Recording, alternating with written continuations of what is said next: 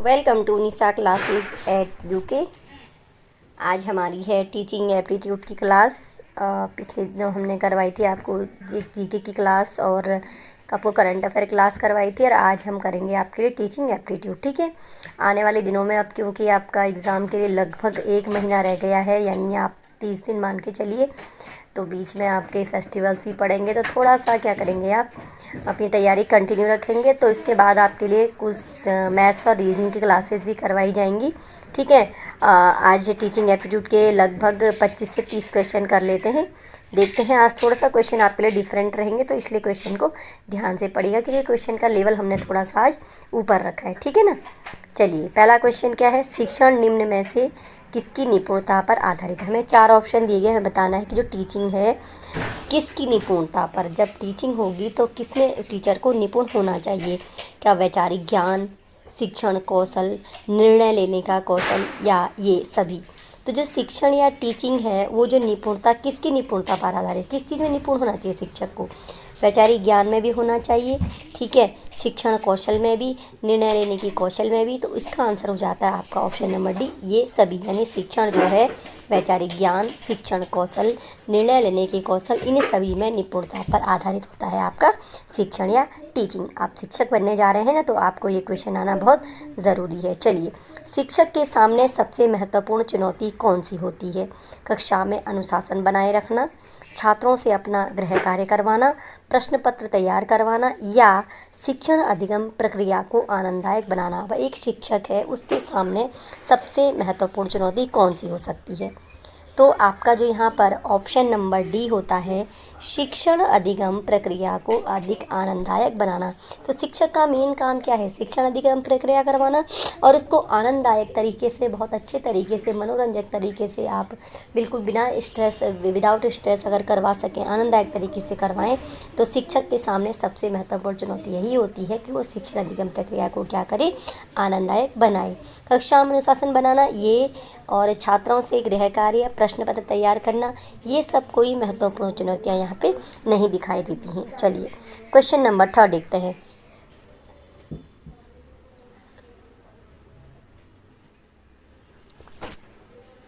निम्नलिखित में से कौन सी गतिविधि बच्चों को सीखने में सक्षम बनाने के लिए महत्वपूर्ण है। बच्चों को सीखने में सक्षम बनाना है, कौन सी गतिविधि आएगी, चर्चा, पुरस्कार, व्याख्यान, या निर्देश।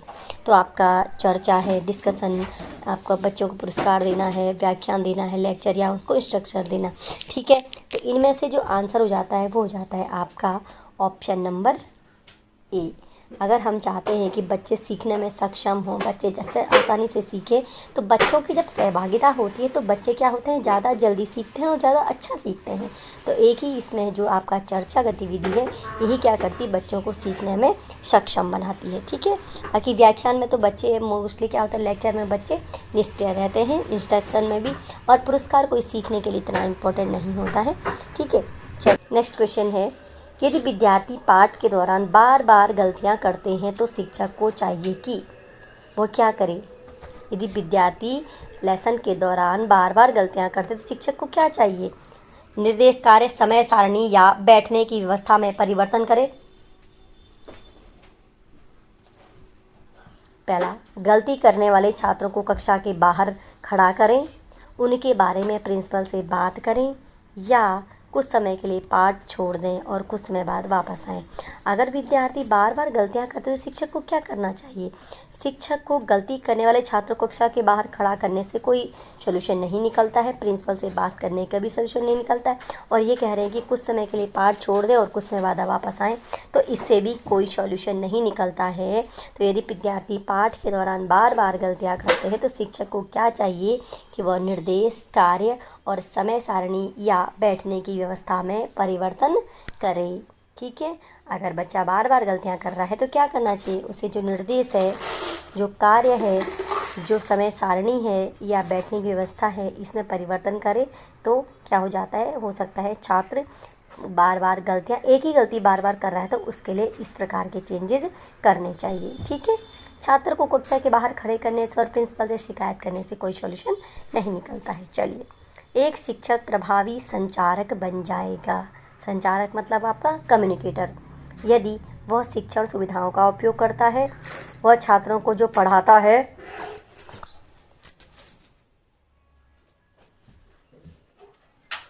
उसका अर्थ समझने में मदद करता है। वो पढ़ाते समय बीच में प्रश्न पूछता है। और ऑप्शन नंबर डी है, वो छात्रों को विषय पर प्रश्नों के सही उत्तर पाने में मदद करता है। ठीक है, सही उत्तर पाने में मदद करता है। और आपका जो एक ऑप्शन है, छात्रों को पढ़ाता है, उसका अर्थ समझने में मदद करता है। यहाँ पे दो उत्तर लगभग एक जैसे लगते हैं, लेकिन अच्छा कम्युनिकेटर या अच्छा संचारक आपका शिक्षक तभी बन पाएगा जब क्या होगा, वो छात्रों को जो पढ़ा रहा है उसका अर्थ समझने में छात्रों को क्या करता है, मदद करता है। ठीक है, शिक्षण सुविधाओं का उपयोग करना ये कोई आपका कम्युनिकेटर नहीं है। पढ़ाते समय बीच में प्रश्न पूछता है, ये भी कम्युनिकेटर नहीं। हमें क्या दिखाना है कि अच्छा या प्रभावी संचारक को कब बनता है, जब छात्रों को जो पढ़ाए उसका अर्थ समझने में छात्रों को मदद करे। ठीक है, प्रश्नों के सही उत्तर पाने में मदद करना ये भी अच्छा शिक्षक तो है, लेकिन यहाँ पे ये अच्छा संचारक नहीं होगा। नेक्स्ट है, उच्च शिक्षा में शिक्षण का तात्पर्य क्या है।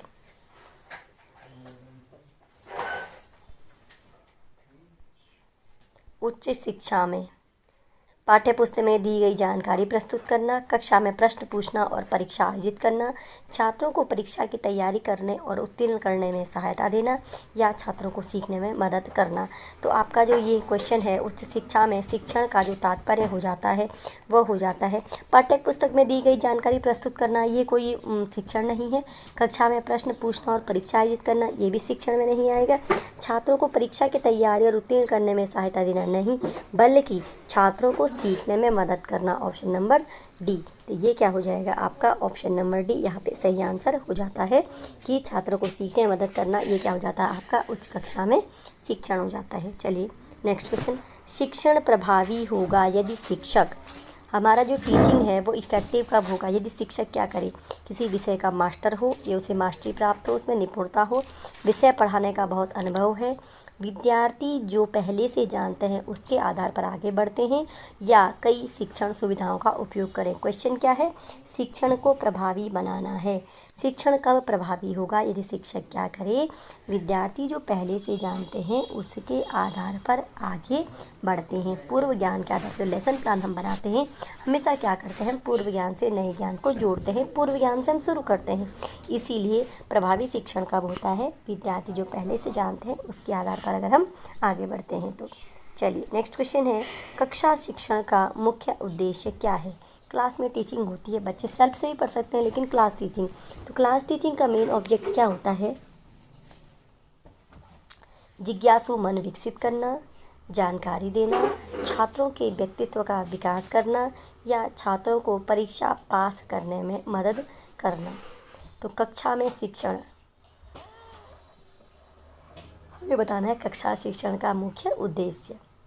तो कक्षा शिक्षण का मुख्य उद्देश्य क्या है आपका, जिज्ञासु मन विकसित करना। जानकारी तो कहीं से भी ले सकते हैं, छात्रों को परीक्षा पास करने में मदद देना ये भी नहीं है, छात्रों के व्यक्तित्व का विकास भी हो सकता है, लेकिन जिज्ञासु मन को जो विकसित करना है, जो आपके बच्चे जिज्ञासु होते हैं, ठीक है, क्यूरियस होते हैं, तो उनकी क्यूरियसिटी को डेवलप करना, क्यूरियसिटी को शांत करना, ये क्या होता है, कक्षा शिक्षण का मुख्य उद्देश्य होता है।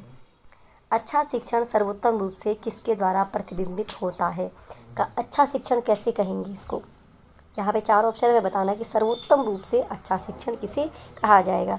छात्रों की उपस्थिति, प्रश्नों की संख्या, छात्रों द्वारा पूछे गए सार्थक प्रश्न, या कक्षा में एकदम सन्नाटा।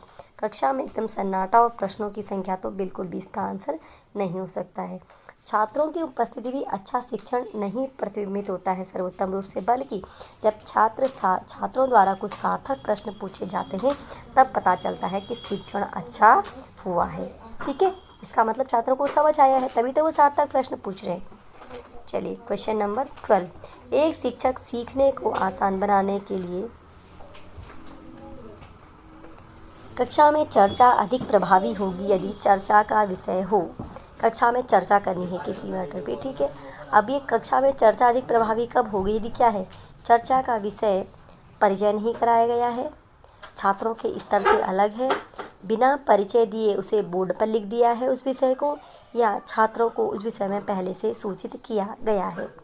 तो कक्षा में जो चर्चा अगर डिस्कशन किसी मैटर पे करना है और वो इफ़ेक्टिव होना चाहिए, प्रभावी होना चाहिए, तो उस चर्चा का विषय क्या होना चाहिए। परिचय नहीं कराया गया तो प्रभावी नहीं होगा।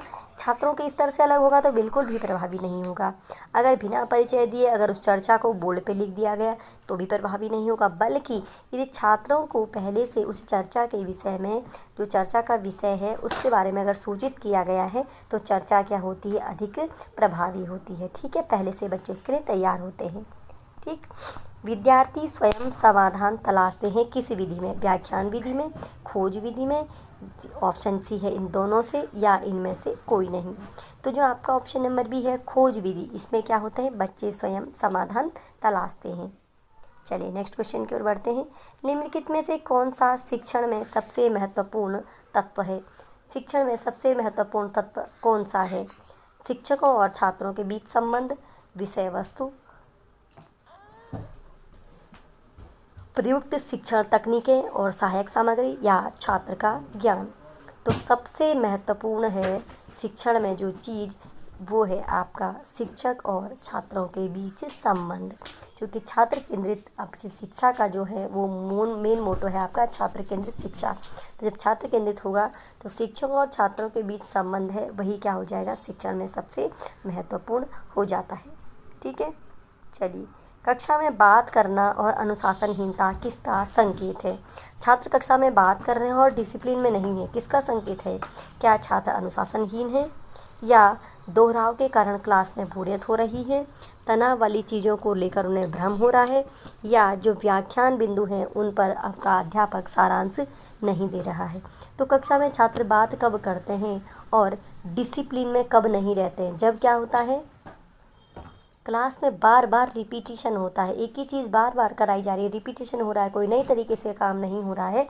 तो ये है आपका ऑप्शन नंबर बी, दोहराव के कारण जब बोरियत होने लगती है तो छात्र कक्षा में बात करने लगते हैं और अनुशासनहीन क्लास हो जाती है। ठीक है, जिसका सही उत्तर है वो हो जाएगा ऑप्शन नंबर बी। चलिए नेक्स्ट क्वेश्चन है, ब्लैक बोर्ड का उपयोग किसके लिए नहीं किया जा सकता है। ब्लैक बोर्ड का उपयोग, पैराग्राफ में सुधार, सूचना के आधार पर रिपोर्ट बनाना, स्कीमेटिक आरेख, या तथ्यों के बीच संबंधों का सारांश। तो जो आपका ब्लैक बोर्ड का उपयोग है, पैराग्राफ में सुधार के लिए हम ब्लैक बोर्ड का उपयोग कर सकते हैं, आरेख के लिए कर सकते हैं, तथ्यों के बीच संबंधों का सारांश इसके लिए हम कर सकते हैं, लेकिन किसी सूचना के आधार पर रिपोर्ट बनाने के लिए हम ब्लैक बोर्ड का प्रयोग नहीं करते हैं। रिपोर्ट के लिए कभी ब्लैक बोर्ड का उपयोग नहीं किया जाता है। क्वेश्चन नंबर 18, छात्रों का भावनात्मक समायोजन निम्नलिखित में से किसमें प्रभावी है। व्यक्तित्व निर्माण में, कक्षा शिक्षण में, अनुशासन में, या उपरोक्त सभी में। तो जो छात्रों का भावनात्मक समायोजन है वो किस में इफेक्टिव है, क्या व्यक्तित्व निर्माण के लिए, कक्षा शिक्षण के लिए, अनुशासन के लिए। तो यहाँ पर आपका उत्तर ऑप्शन नंबर डी हो जाता है, उपरोक्त सभी। छात्रों का जो भावनात्मक समायोजन है किसके लिए प्रभावी होता है, व्यक्तित्व निर्माण में भी, कक्षा शिक्षण में भी, और अनुशासन में, सभी जगह छात्रों का भावनात्मक समायोजन ज़रूरी होता है। चलिए नेक्स्ट क्वेश्चन है, एक शिक्षक को विद्यार्थियों के साथ कैसा व्यवहार करना चाहिए। सामान्य, पिता की तरह, मित्र की तरह, या नेता की तरह। आपको पिछली मैंने क्लासेस में जब टीचिंग एप्टीट्यूड क्वेश्चन करवाए थे तो आपको वहाँ पे ही मैंने बताया था कि शिक्षक में कैसा गुण होना चाहिए, आपका लीडरशिप का गुण होना चाहिए। ठीक है, लीडरशिप का गुण इसलिए होना चाहिए क्योंकि छात्र उनको फॉलो करते हैं, उनका अनुकरण करते हैं, उनकी बातों को सुनते हैं। जब लीडरशिप का गुण होगा तो ही क्या होगा, छात्र उनका अनुकरण कर पाएंगे, उनकी बातों को सुन पाएंगे, उनको फॉलो कर पाएंगे। ठीक है, तो शिक्षक को विद्यार्थियों के साथ कैसा व्यवहार करना चाहिए, आपके नेता की तरह व्यवहार करना चाहिए। चलिए अंतर्वैयक्तिक संचार के महत्वपूर्ण तत्व हैं। छात्रों को पाठ समझने में मदद करने के लिए शिक्षक को क्या करना चाहिए। छात्रों को पाठ समझने में मदद करनी है तो शिक्षक को क्या करना चाहिए, उन्हें शीघ्रता प्रदान करना चाहिए, आसान विषय वस्तु पर ध्यान केंद्रित करने के लिए उदाहरण के साथ वर्णन करना चाहिए, या सामग्री का परीक्षण करना चाहिए। तो छात्रों को पाठ समझने में मदद करना है तो क्या जल्दीबाजी कर देनी चाहिए शिक्षक को, शीघ्रता जल्दी से करना चाहिए, या उसे किसी आसान विषय वस्तु पर बच्चों का ध्यान केंद्रित करवाना चाहिए, या उन्हें उदाहरणों के साथ वर्णन करना चाहिए। तो बिल्कुल जब छात्र क्या करें, पाठ समझाने के लिए क्या करेंगे, उदाहरणों के साथ वर्णन करेंगे, तो छात्रों को पाठ अच्छे से समझ में आएगा। ठीक है, चलिए नेक्स्ट क्वेश्चन देख लेते हैं। एक प्रभावी शिक्षक से यह अपेक्षा की जाती है कि वह छात्रों को पहल करने के लिए प्रोत्साहित करें, छात्रों की चिंता के स्तर को मध्यम स्तर तक कम करना, जो छात्रों की चिंता का स्तर है उसे कम करना, विद्यार्थियों को यह महसूस कराना कि शिक्षा उनकी आवश्यकता है, या उपरोक्त सभी। तो यहाँ पे आपका जो ऑप्शन है ये आपका ऑप्शन नंबर डी यहाँ पे सही आंसर हो जाता है कि एक प्रभावी शिक्षक है उससे अपेक्षा की जाती है कि वह छात्रों को पहल करने के लिए प्रोत्साहित करे, छात्रों की चिंता के स्तर को मध्यम स्तर तक कम करे, विद्यार्थियों को यह महसूस कराए कि शिक्षा उनकी आवश्यकता हो। तो इस प्रकार ये तीनों ऑप्शन यहाँ पे सही हो जाते हैं। चलिए आगे बढ़ते हैं। नेक्स्ट क्वेश्चन, स्कूल में जो खेल है, स्कूल में खेल छात्रों को शारीरिक रूप से स्वस्थ बनाते हैं, यह स्वस्थ समय व्यतीत करने का साधन है, सहयोग की भावना और शारीरिक एवं मानसिक संतुलन विकसित होता है, या छात्र को मानसिक रूप से स्वस्थ रखते हैं। तो खेल क्या करते हैं, छात्रों को शारीरिक रूप से स्वस्थ बनाते हैं, या यह स्वस्थ समय व्यतीत करने का साधन है। स्कूल में खेल की बात हो रही है, ठीक है, वैसे खेल अलग बात है, लेकिन यहाँ पे स्कूल में जो खेल है बात हो रही कि स्कूल में खेल क्यों होते हैं। सहयोग की भावना और शारीरिक एवं मानसिक संतुलन विकसित होता है स्कूल में। विद्यार्थियों को उन शिक्षकों को प्राथमिकता देनी चाहिए जो विषय वस्तु से संबंधित अपनी कठिनाइयों को स्पष्ट कर सकते हैं, परीक्षा से पहले महत्वपूर्ण प्रश्न दें, कक्षा में नोट्स लिखवाते हैं, या आपको स्वयं अनुशासित है। तो विद्यार्थी किन शिक्षकों को प्राथमिकता देंगे, शिक्षक नहीं बल्कि विद्यार्थी किन शिक्षकों को प्राथमिकता देंगे जो विषय वस्तु संबंधित कठिनाइयों को स्पष्ट कर सकते हैं। यही इन्हीं शिक्षकों को प्राथमिकता देनी चाहिए जो आपकी विषय वस्तु से संबंधित कठिनाइयों को स्पष्ट कर सकते हैं। परीक्षा से पहले महत्वपूर्ण प्रश्न दें, नहीं, बिल्कुल भी नहीं। कक्षा में नोट्स लिखवाएं और स्वयं अनुशासित, ऐसा कुछ नहीं है, बल्कि जो आपको क्या करें, विषय वस्तु को स्पष्ट करें। शिक्षण में विद्यार्थियों की अधिकतम भागीदारी संभव है किस विधि में, व्याख्यान विधि में, चर्चा विधि में, पाठ्यपुस्तक विधि में, या श्रव्य दृश्य विधि में।